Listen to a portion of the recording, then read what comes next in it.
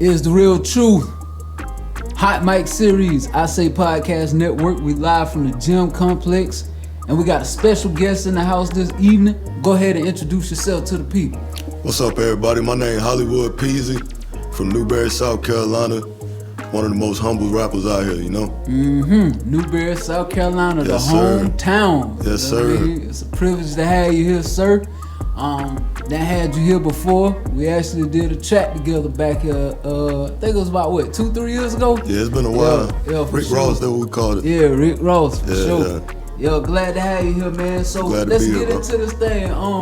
The name Hollywood Peezy. Where you get that from? How you come up with that?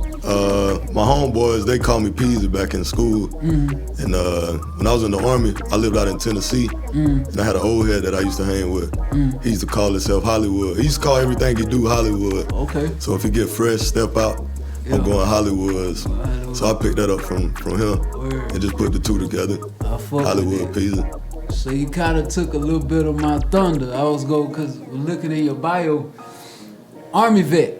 We appreciate your service, but talk to us about that. Oh yeah, I did 3 years in the Army. I ain't really go too far. I just stayed in Fort Campbell, Kentucky. That was basically on the border of Kentucky and Tennessee. So it was pretty chill though. I had a good time.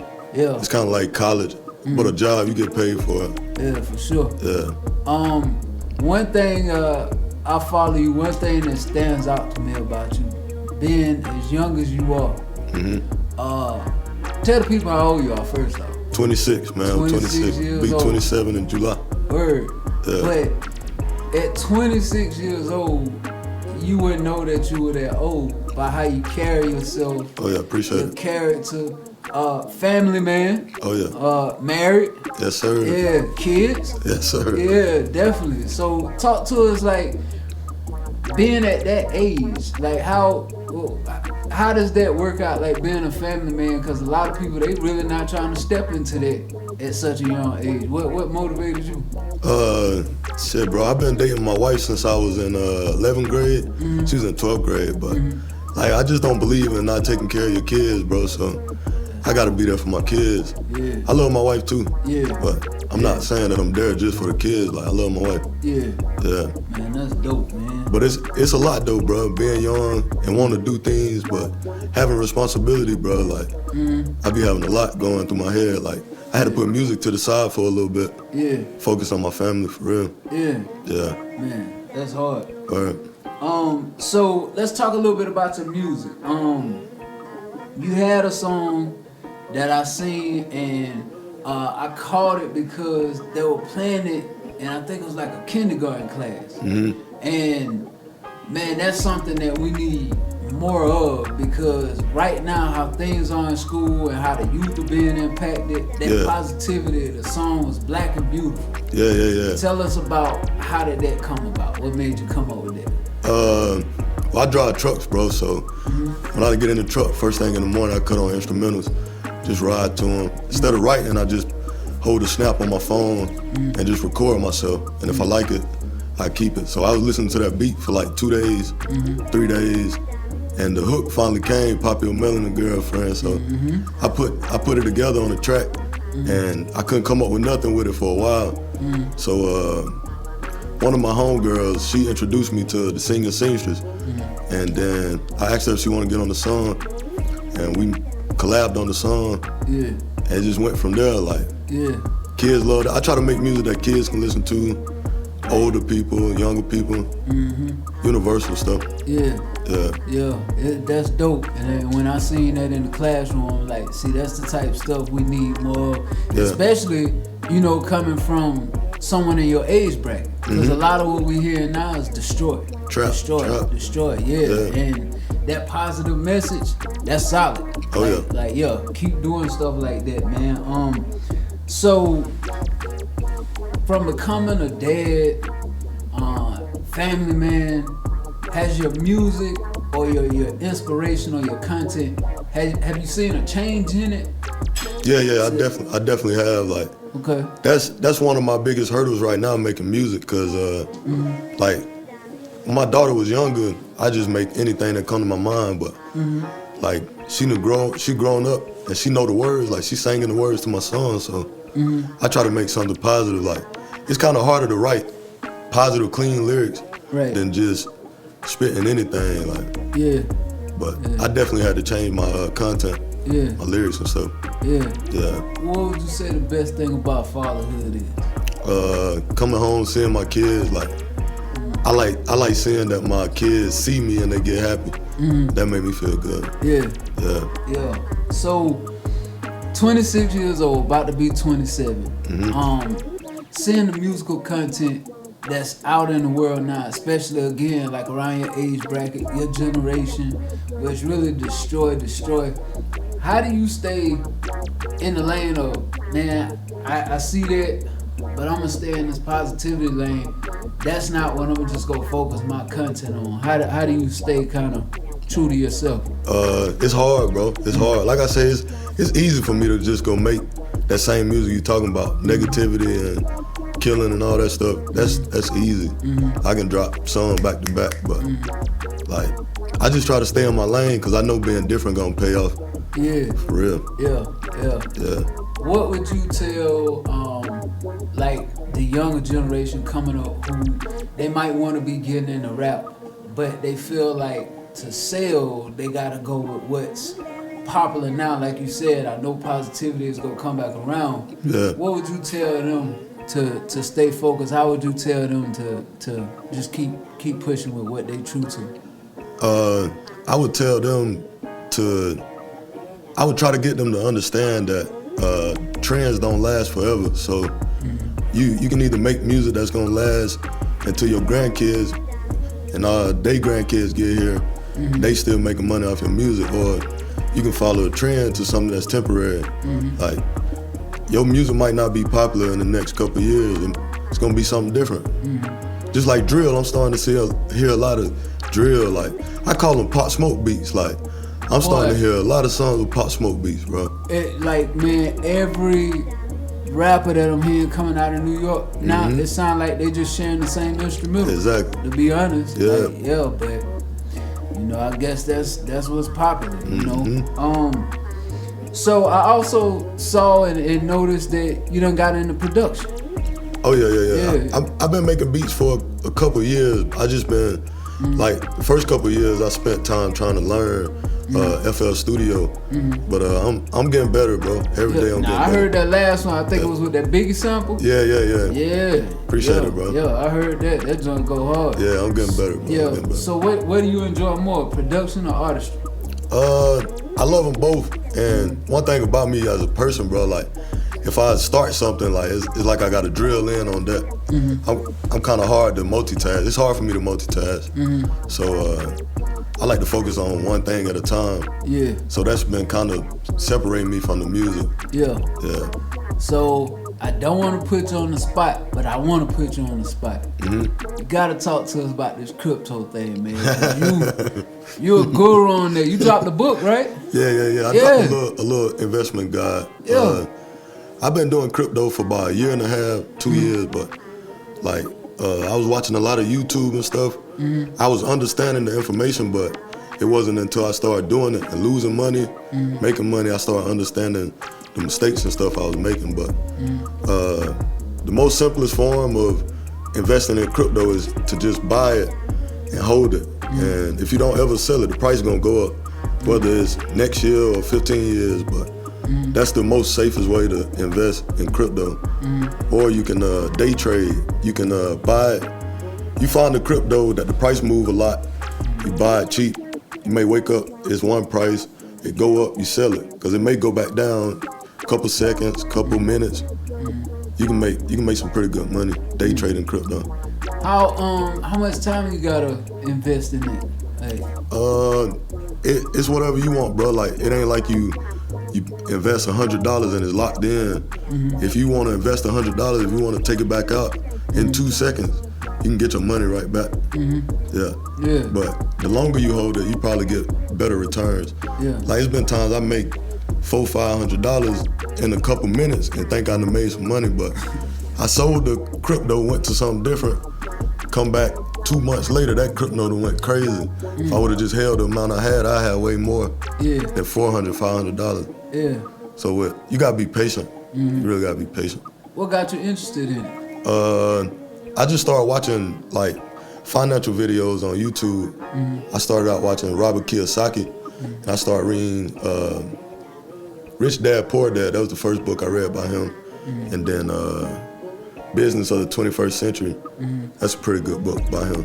I just kept watching videos and just Money Man, that's the first person I heard talk about crypto. Yep. And I heard it in one of his songs, so I looked it up. Just kept YouTubing it. Yeah. And figured out how to do it. Yeah, it's funny that you mentioned Money Man. I'm a big fan of Money Man. I saw him post something the other day that was like, I'm the first rapper who made some of my fans millionaires. Yeah, that's true. You know, and I'm like, damn, you can't argue with that. He did. You know, because he always putting the game out there and putting it in his music. And I saw you, just watching you, like, you don't mind sharing information. Oh, yeah. Yeah. Sure. What got you in that mind frame? I've just been that person my whole life, bro. Like, that's been a downfall too, cause like if I have a business idea tomorrow, I want to tell everybody about it. Like, yo, let's do this, let's do that. It's expecting them to be passionate about it like I am, but I just like to give information. Information should be free. Like, I understand I had to take my time to research it, but you may research the same thing and may not understand it. Like, it may not make sense to you, but if I can figure it out and then teach it to you in a simpler way, why not? That's dope. Yeah. So, like, your inspirations, whether it's music, business, what are some of your inspirations, whether it's people, books, anything like that? What inspires you? What inspired me the most with music, I just like I said, I like artists like Money Man, Logic, Dizzy Wright. He's an underground artist. I like positivity music, so that's the kind of music I try to make. But as far as life, like my parents, my friends and stuff, like when I was in the Army, every job I had, bro, I'm the youngest person there everywhere I went. So I always work with older people, like next oldest person maybe like 30 and I'm 18 or something. So I just been picking up knowledge from different people throughout my whole life. Yeah. You could tell. That's one of the things I think that's missing in culture and society, like positive, good examples. Yeah. And that's why I was excited about, doing your interview when you have somebody your age, like doing positive things, like Family Man, sending positive messages out. That's really what I want to try and get behind and push to give our youth, like, hey, you got good examples of people who doing it the right way. You can still get money, because right now, man, the youth been programmed, really, if you want to blow up, you got to rap, sell drugs, or play sports. That's true. Them 3 ways to get it, and I want to really just drive home the message. Nah, you don't got to do that. There's so many different ways, bro. Yeah, it's so many different ways. So like, what's your end game? Like, well, I won't say your end game, but what's your goal with your music, with just anything you got going on? What do you ultimately want to accomplish? Really, with my music, right now I just want to get to the point to where I can make like 40 grand a year off music. It's not hard, but I want to make 40 grand. That'll free me from having to go to work every day. And like, from the military, I get like, I'm a disabled veteran, so I get benefits from that. And crypto, but if I can get my hand on $1 million, I feel like I never have to work again. Like, I put this free game. Like, if I had $1 million, I'd take the $1 million and still work for 2 years. But I put the $1 million in a interest crypto account. It's a crypto called USDT, and it's pegged to the dollar bill, so the price don't ever go above $1, or it don't go below like 99 cents. So you can't lose money. You can only make money from the interest. So if you got $1 million there, leave it there for a year. The $1 million making you $80,000 a year just sitting there. 8% of $1 million, $80,000. Wow. Yeah. you'll never have to work. Well, I wouldn't never have to work again. I can live off that. Word. Oh, that's their free game, yeah, for sure. Yeah. So, the manual that you put together, where can the people find that? Like, for anybody who interested in crypto, where can they get it at?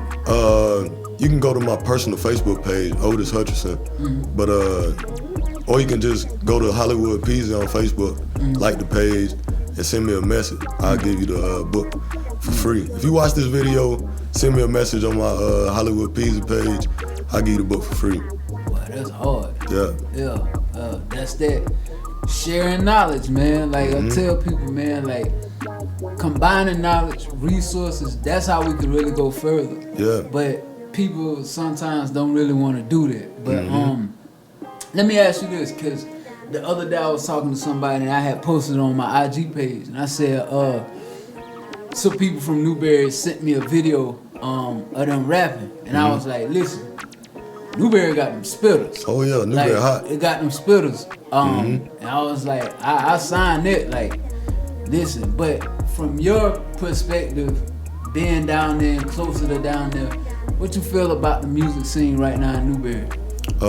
It's hot, bro. It's real hot, but like I feel like everybody got their own. You know, people hang with who they hang with, cool with who they cool with. But if everybody could just come together just for music purposes, like Newberry go crazy. Yeah. It's a lot of hot artists in Newberry. It is, but I've been hearing them. I'm like, boy, they going crazy. They snap. Different styles too. Different styles. So take it out of Newberry. Rap as a whole. Like what in South Carolina? Like, you know, we really still looking for our sound when it comes to, all right, that's that South Carolina sound. Yeah. Like how far off do you think we are from accomplishing that? Like, okay, South Carolina here now. As far as like production, I feel like Jetson and Nico, they already created that sound, because I'm starting to hear a lot of beats sound like they instruments too, like their instruments. But as far as rap, I just feel like it's a melting pot, because I watched one of the episodes with Snack Boy, and I was listening to his music. I found a lot of artists from up this way. Like, it's a lot of different styles. Like, it blew my mind. Yeah. Cause like I said, towards Newberry, it's mainly trap, stuff like that. But artists really try different avenues up this way. Yeah. The ones I listen to. Yeah, they do. It's like a melting pot. Yeah. So, tell anything you want to tell the people about yourself that they might not know, or anything you want them to follow, anything you want to talk about that you got coming up or about to release? I'm working on some music. I got a couple songs, on ice, bro. But I'll probably release a single or something pretty soon, next 3 months or so. Okay. But as far as something about myself, I can't really think of none. I'm a simple person, man. It ain't too much I want or need or try to do. Yeah. I just be chilling for real. Yeah. Definitely, man. But I'm a fan of yours. Appreciate it, bro. Not only just of the music, whatever you're doing, I'm just a fan of the person you are. Yeah, you know. Appreciate it, bro. And again, like I said, we need more examples in your generation like that. So definitely keep doing what you're doing. Oh yeah. Anything we can do to support you, you know, all you gotta do is tap in. We gonna support you, cause you driving positivity. We all about that, man. Cause we gotta be an example and get a youth something that they can look at and say, okay, he attained that. He did it this way. He didn't do it the way that they're telling me that I have to do it. Yeah. I want to follow that. Exactly. You know, so gotta give them options. Yeah. So where can the people find you at? Where can they follow you at? Like I said, on Facebook, you can find my Hollywood Peezy artist page. Instagram, Hollywood_Peezy. YouTube, Spotify, Apple Music, Hollywood Peezy. Yeah. For sure, man. Well, listen. We appreciate you coming out here, man. Oh, no taking doubt. that ride. Appreciate the opportunity. For the Hot Mic series. And again, if you need anything from us, let us know. Y'all heard them. Make sure you go watch the video. get that knowledge. You know, I'm gonna do it. So Yes, sir. I got you. don't be left out. Go ahead and get that knowledge, get that manual. You learn that crypto, man. Technology is moving. So again, man, it's the Hot Mic series. This is the real truth. We live from the Gym Complex. I Say Podcast Network. We out.